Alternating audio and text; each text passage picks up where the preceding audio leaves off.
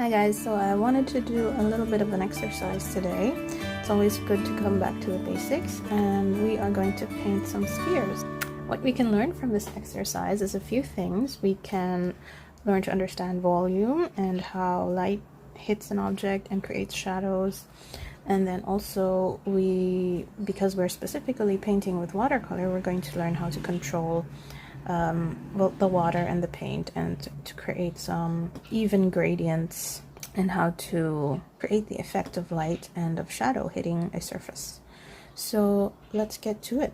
So let's take a look at this sphere. It's a white sphere with one light source, and there are a few parts on the sphere that you need to be aware of first. So one thing is you have to be aware of course, the source of light. And the source of light on this sphere in particular is coming from the left-hand side, from over here. And this, of course, here is the area of highlight. Right. And then, of course, because there's light, there's going to be shadow. And this area underneath the ball or the sphere is, of course, the cast shadow created by the object, not allowing light to penetrate through it. And then we have our core shadow, which is the darkest part of the sphere, which there's almost no light hitting this area over here. Next, we have the midtones. The midtones are the area between the highlight and the darkest area of the core shadow. So these are the gray areas in the middle parts here. And then lastly, you also want to be aware of some reflected light. So there's some light bouncing off from the floor, and this is coming back to illuminate some part of this sphere from underneath. So if the floor weren't present, if there were no light bouncing off of the floor, then this area would just be completely in shadow. All right, so be aware of the reflected light. Okay, so let's go to painting this sphere. Now that we're aware of all the areas of light and shadow that we need to observe, we're going to paint this using watercolor. Okay, so before we actually paint this, I want to show you what materials you're going to need for this exercise. So I'm going to use the bare essentials. Just a brush. This is a number 9 Royal and Langnickel synthetic round brush, and I'm going to use just one color of paint for this initial exercise. Later on we might need a few other colors, but for the first one we just need one. So this is Paynes Gray. And then have, of course, your water in a clean container on the side, and a mixing plate, which I also have on the side over here. It's pretty messy because I don't like cleaning this out right away, because these colors are still useful for other paintings. And you need a rag or paper towels, which again I have on the side right over here. And you will need paper. So for paper, I'm using the paper in my Strathmore mixed media sketchbook, and it is pretty high quality paper, which can take a lot of water. But if you have cheaper paper available, you know, as long as it's still watercolor paper, you should still be able to practice this, because I did try the exercise on a different kind of cheaper paper and it still worked. So I don't want you to have any excuse for not being able to do the exercise with me, even if you only have cheap paper available. Okay, so I want you to see everything that I'm doing and that I'm looking at. So this is my reference photo, and then I already drew a circle onto the paper. I used a compass for this, or you can use any circular object that you have at home. Don't make it too large, just maybe about 2 inches in diameter is fine. And next thing we're going to do is first observe your sphere. So this sphere, the light source again is coming from the left side. and the lightest portion is right around here. And because I want to really make the highlight pop, the first thing that I'm going to paint is actually not the sphere itself. I am going to paint the outside of the sphere. And actually what I mean is I'm going to wet it with water.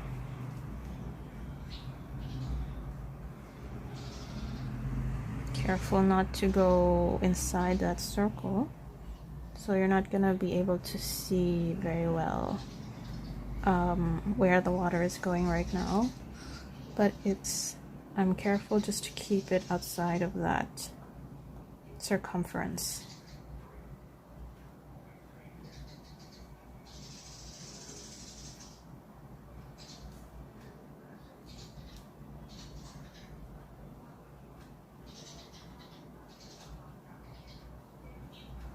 Okay, and then I want you to see everything that I'm doing over here.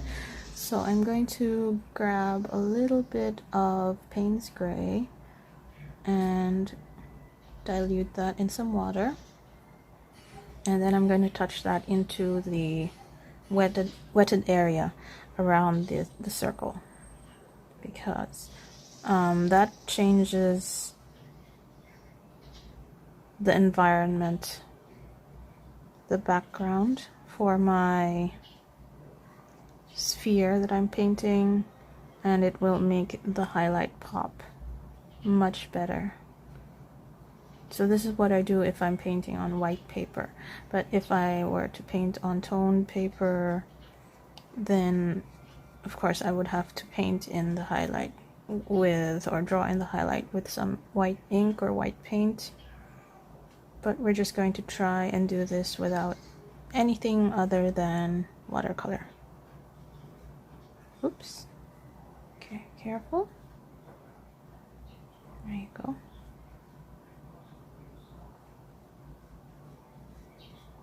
Alright.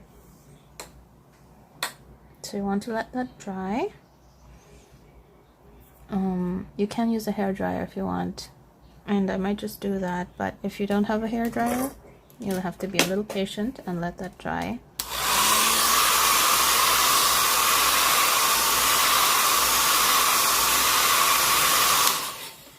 Alright, and then next is I'm going to wet the inside of the paper. And you make sure that your brush is clean. Again, just put water all over that surface area.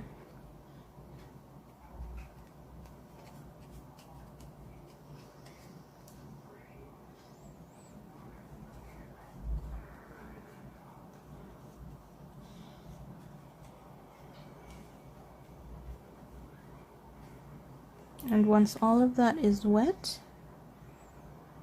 again, you're gonna grab some Paynes Gray, and you're going to paint in the midtones first. So remember, our midtones are this shade here, and you're going to avoid the highlight area. All right, so just dab in that paint and keep it moving over your paper, because if the paint settles into the paper, you're not going to be able to move it anymore, and it's going to create very hard edges that you don't want. So if you feel that your paint or the paper is starting to dry, reload your brush with some water.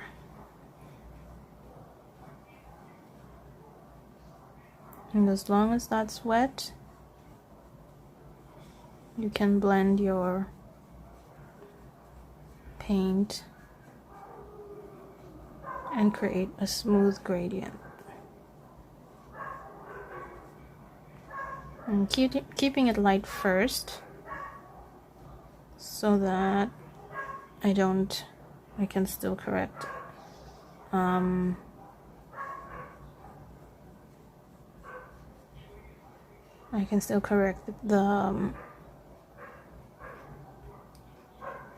darker, with painting over this with some darker paint. Alright, so again I'm going to get some Paynes Gray, and I'm going to do a little bit of a darker shade over here, starting to build on the core shadow.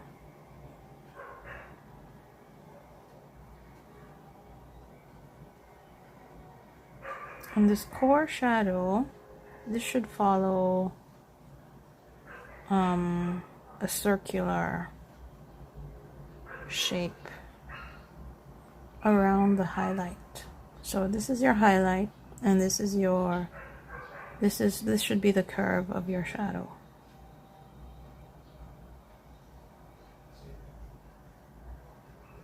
So you don't need to be in too much of a hurry, especially if you have good paper that can take a lot of water.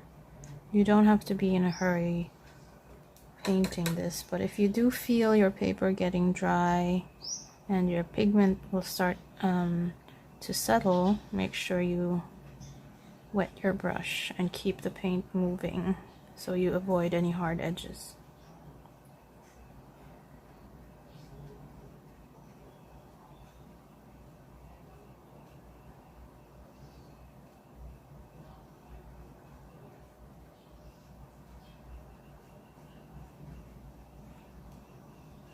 Again, you wet the brush and blend some more.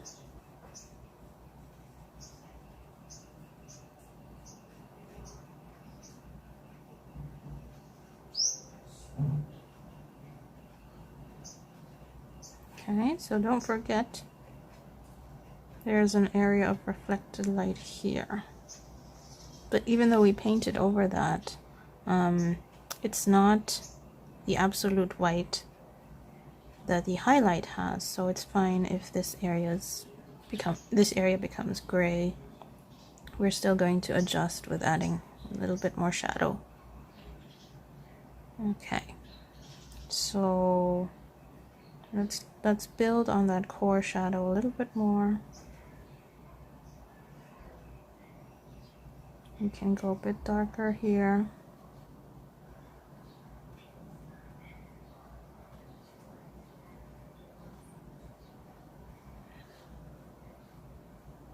And this is a really good exercise for practicing controlling the water and the paint.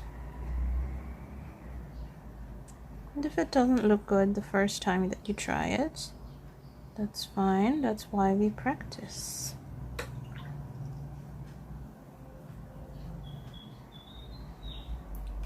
Alright, so I want to draw out a little bit of that pigment. So I want to make sure I have a dry brush. So I'm going to squeeze some of the water out of my brush and then pull that paint into this area here. And that also is another way to blend the pigment and create a smooth gradient.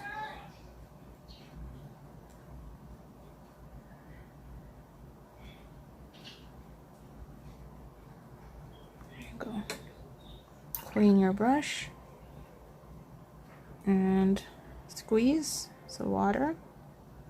Squeeze the water out and then draw that pigment into the lighter area again. And again, squeeze the brush.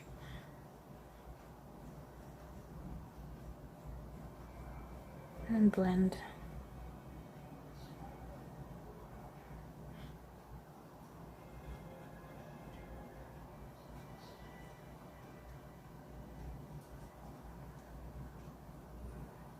Alright, I'm going to use some clean water to paint a little bit more into the highlight.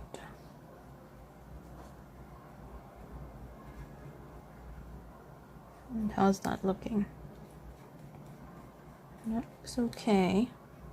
I'm still, I think I still need some more shadow over here.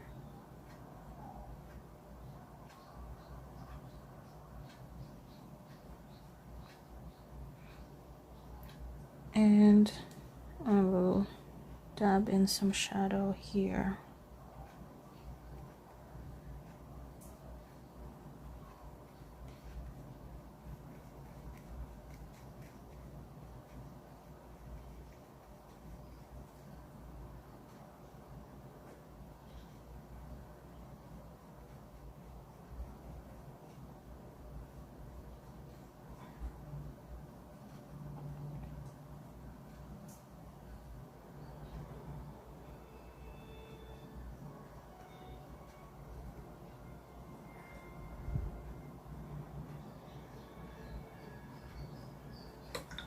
Okay, so that's looking pretty good. Keep your paint moving.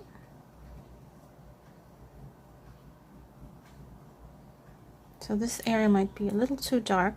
So to remove some of the pigment, if we move fast enough, I can wet this again with some water, clean water. Squeeze out the water from your brush, and then that's going to become a vacuum, and wipe up some of the water and some of the paint, and you can make that area just a little bit lighter again, so long as the paint hasn't settled into the paper. You'll still be able to do that. So there. So I hope you can see that. Anyway, we'll do it with some other spheres as well. We'll do a few throughout this tutorial. Alright, so okay, so I still feel like this area could be darker on my sphere.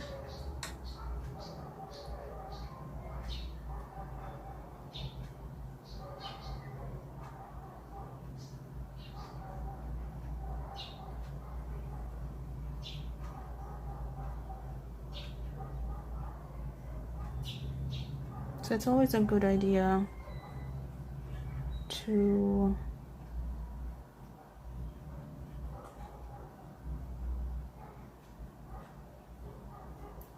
paint lightly first.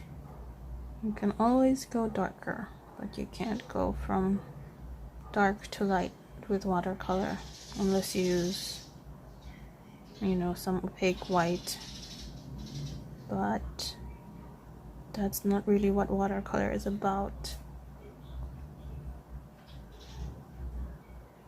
Watercolor is about preserving the light on your paper, the natural white of your paper.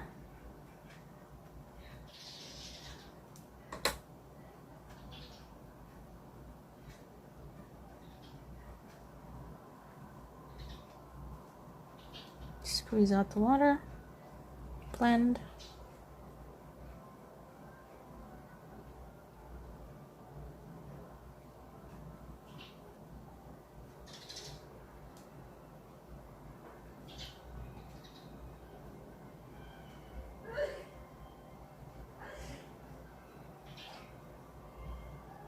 And I think I'm gonna let this dry for a bit.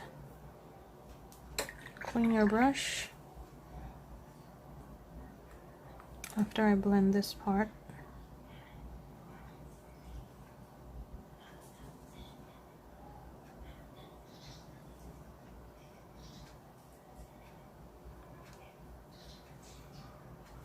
Okay, so I'm going to let that dry for a bit using my dryer.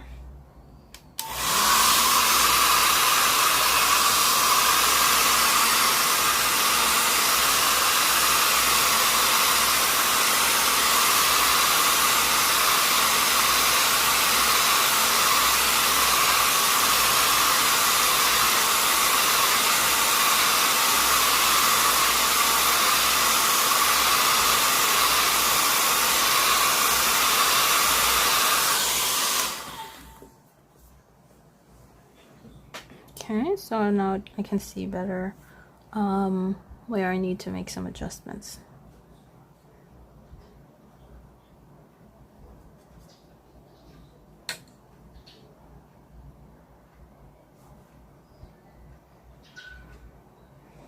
So over here, I need to blend this better.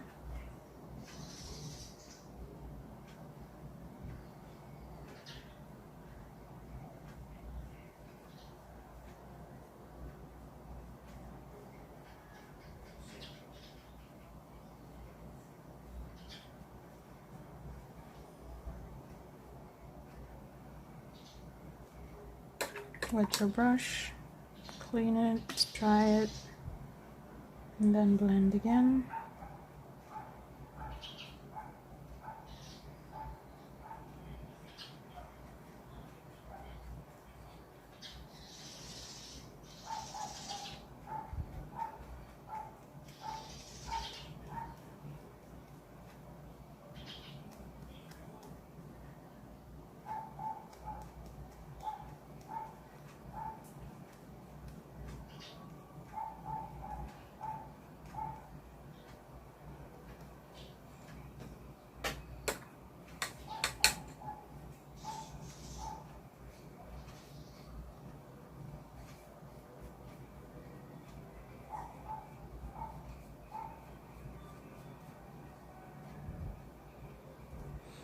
Okay, right, so I like how that's starting to look. Not okay.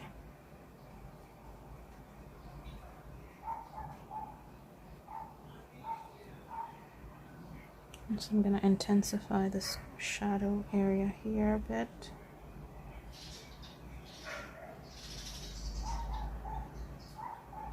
Because this is where the ball makes contact with the floor. And I'm going to paint in the shadow, the cast shadow, in a bit.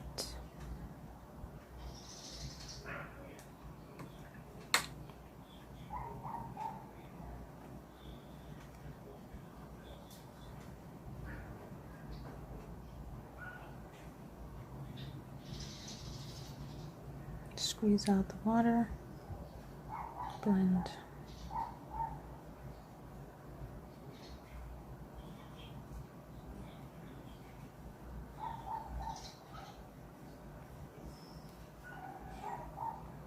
Okay.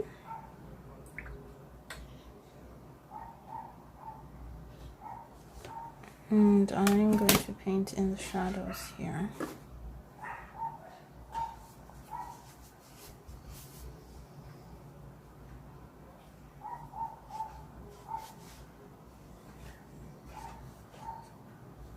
Just so I can see this better here.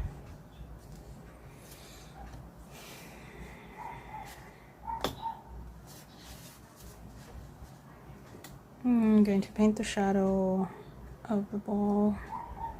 So first I'm going to take a clean brush, clean water, and paint in where the shadow is supposed to be. Based on my reference photo again.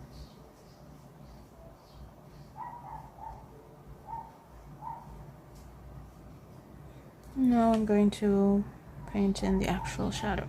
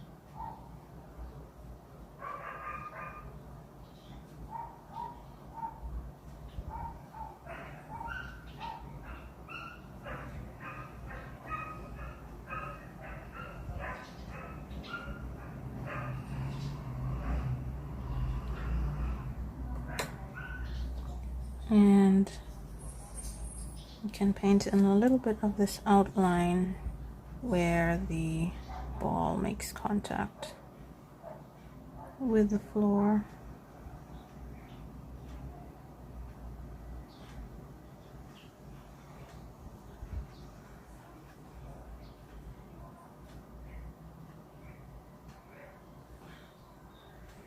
and can make this area here somewhat darker.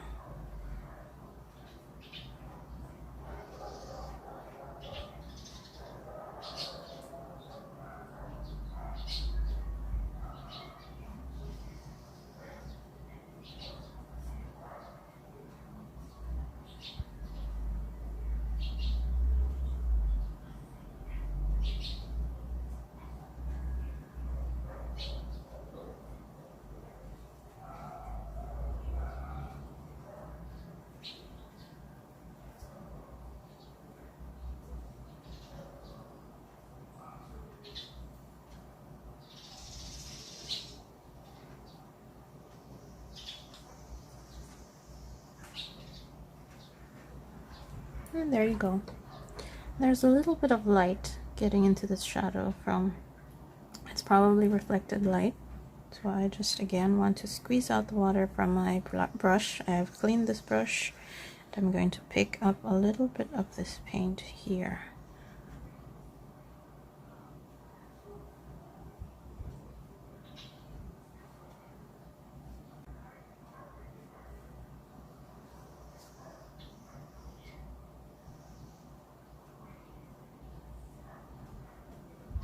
There you go. And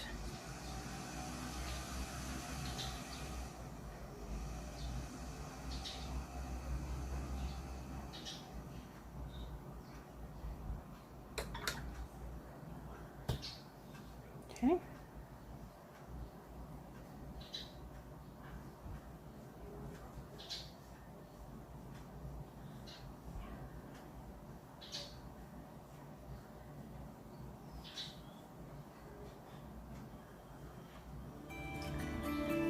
And that's it.